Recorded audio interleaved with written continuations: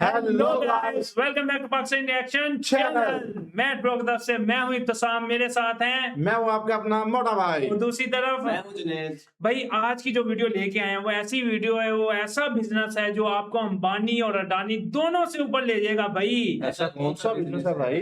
भाई आप भाई वो हमें तो बताओ भाई, भाई, पहले कर ले। भाई आप ये सोच नहीं सकते कि नारियल की जो धूल होती है उससे भी धूल जो उसके मतलब ज़रात होती है उससे भी आप करोड़ों रुपया कमा सकते हो भाई। नारियल के ज़रात भी होते हैं? मतलब नारियल का नारियल का छिलका तो होता है, हाँ, लेकिन ज़रात वो ही मतलब छिलका ज़रात एक ही चीज है ना यार। ये क्या बात है? ज़रात और छिलका एक बात। पता है किसे कहते हैं? मट्टी को कहते हैं। मेरी बात सुनो, जो नारियल के ऊपर जो बाल होते हैं, जो उसके ऊपर जो होती है चीज खोपड़ा, वो सील करके आप करोड़ों रुपया कमा सकते हो। ये चेन्नई में एक बंदा कर रहा है भाई। पर आपको पता है ये ज्यादा कहाँ यूज होता है? हाँ। ये भाई सीलिंग्स में ज्यादा यूज होता है। जो आपकी सीलिंग्स होती है ना, रूफिंग वाली सीलिंग, वहां पे भाई ये ज्यादा इस्तेमाल होता है। क्योंकि ये हार्ड होता है ना। हार्ड होता है। और इसके जानेंगे कि ये कैसे किया, किस तरह ये बिजनेस किया जा सकता है। ये क्यूरियोसिटी बना दी है कि वो कोबड़ा बेच के भाई साहब पैसे कमा रहे हैं। हमें भी बताओ अब क्या बिजनेस। हाँ चलो देख चलते हैं अपनी वीडियो की तरफ भाई। एक आदमी नारियल की धूल बेच के 75 करोड़ रुपए कमा रहा है, यूरोप को एक्सपोर्ट कर रहा है, और वो मटेरियल पहले लोगों को उससे डिस्पोज करने के लिए धूल वाली बात आपने इधर से सुन ली है, और वही धूल बना दी। हाँ पैसे दिए जाते थे।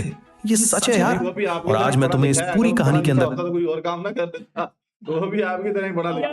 सही है, ले जाऊंगा, बिल्कुल सीधा चाय पीते पीते वाली बात। पहले ये समझो कि यूरोप में क्या हो रहा है, क्योंकि वहां से ही ये कहानी शुरू होती है। नेदरलैंड्स में दुनिया का एक सबसे एडवांस्ड फार्मिंग कंट्री। लोगों के ग्रीन हाउसेज हैं जहां टमेटो, स्ट्रॉबेरीज और ट्यूलिप्स ग्रो होती हैं बिना एक टुकड़ा भी नेचुरल मिट्टी के।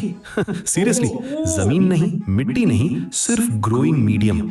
जर्मनी और यूके में रूफटॉप फार्म्स चल रही हैं जहां सॉइललेस फार्मिंग हो रही है। स्पेन के सॉइललेस फार्मिंग कैसे हो रही है भाई साहब? ये तो भाई हमारे लिए भी नई बात है भाई, ये के बगैर मट्टी के भाई कैसे ये फार्मिंग हो रही है।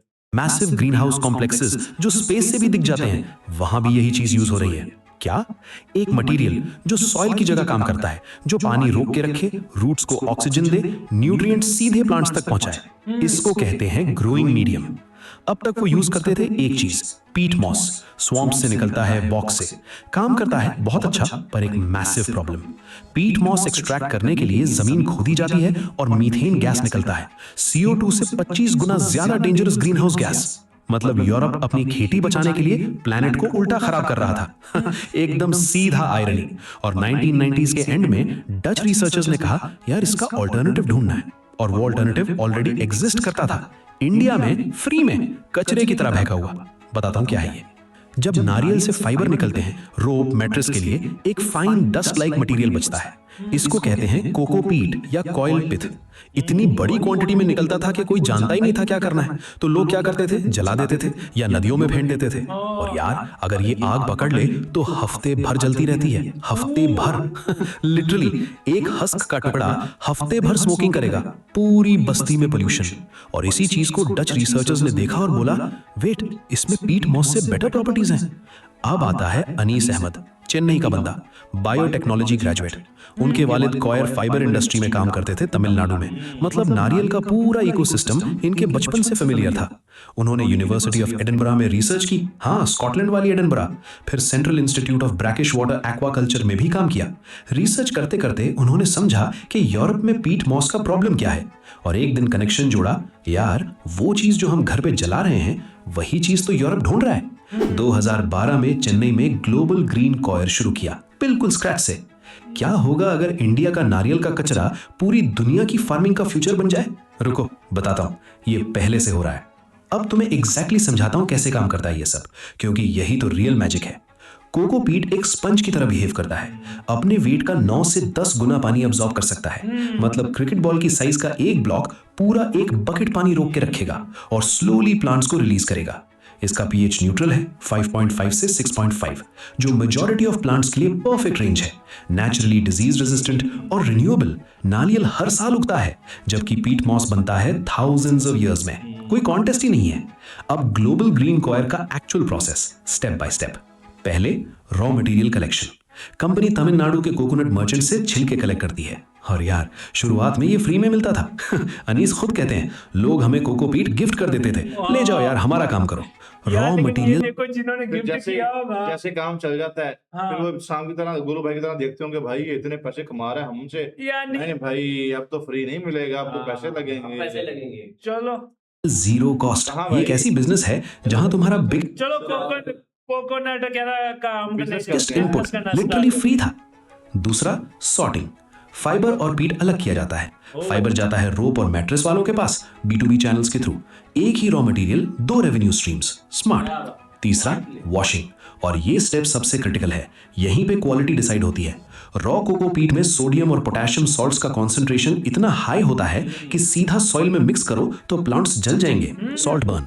तो मल्टीपल बार लार्ज टैंक्स में पानी से वॉश किया जाता है जब तक EC लेवल यानी इलेक्ट्रिकल कंडक्टिविटी 0.5 ms/cm से नीचे ना आ जाए। एक्सपोर्ट क्वालिटी का ग्लोबल स्टैंडर्ड यही है। चौथा सन ड्राइंग, नेचुरल सनलाइट में ड्राई होता है, फ्री एनर्जी। और पांचवा, ये सबसे क्लेवर स्टेप है, कंप्रेशन और कस्टमाइजेशन। ये लूज पीट हाइड्रोलिक प्रेस से कंप्रेस करके ब्लॉक्स, ब्रिक्स, डिस्क्स बनाए जाते हैं। एक 650 ग्राम का कोकोपीट ब्रिक जो तुम्हारे हाथ में आ जाए, पानी में डालो तो एक्सपैंड करके 9 लीटर का ग्रोइंग मीडियम बन जाता है। एक छोटा brick 9 litre material.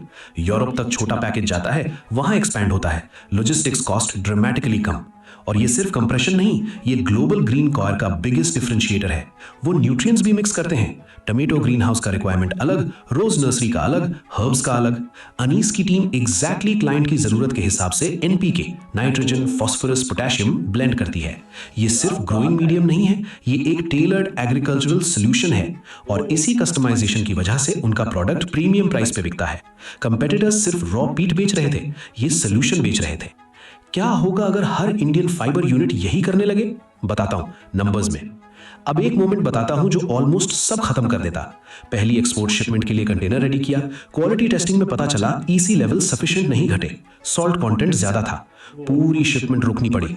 European buyer ने डेडलाइन दी थी, टीम नहीं थी, रेपुटेशन अभी बनानी थी, एक शिपमेंट अटकी हुई। लेकिन अनीस ने वॉशिंग प्रोसेस पूरा री इंजीनियर किया, मल्टीपल साइकिल्स ऐड किए, टेस्टिंग प्रोटोकॉल टाइटन किया, दोबारा भेजा, और वही रिफाइंड प्रोसेस आज उनका इंटरनेशनल क्वालिटी स्टैंडर्ड है। फेलियर ने उन्हें वर्ल्ड क्लास बना दिया। अब नंबर्स, और ये सुन के तुम्हारा दिमाग हल्का हिलेगा। ग्लोबल ग्रीन कॉयर का एनुअल टर्नओवर 75 करोड़ रुपए सिर्फ नारियल की धूल बेच के। कोकोपीट का ग्लोबल मार्केट 2023 में $3.89 बिलियन था, रफली 32,000 करोड़, और 2030 तक $5.26 बिलियन तक पहुंचेगा। इंडिया अभी ग्लोबल कोकोनट कॉयर मार्केट का 40% सप्लाई करता है, एक्सपोर्ट्स 10 से 15% 40% सिर्फ एनुअली ग्रो हो रहे हैं। हाँ। चाइना 37% ले रहा है, US 24%, Netherlands, south Korea, Spain follow करते हैं। इंडिया में 2023-24 में 21,000 मिलियन कोकोनट्स प्रोड्यूस हुए हैं। अभी भी बहुत बड़ा हिस्सा वेस्ट हो रहा है। इस वेस्ट को सीरियसली लेने के लिए लाइक करो यार अगर ये स्टोरी तुम्हें कुछ सोचने पर मजबूर कर गई। सब्सक्राइब करो चैनल को, ऐसी ही रियल और माइंड ब्लोइंग स्टार्टअप स्टोरीज हर हफ्ते लाते हैं। उन्हें ये देखना चाहिए। थैंक यू जी, बाय बाय।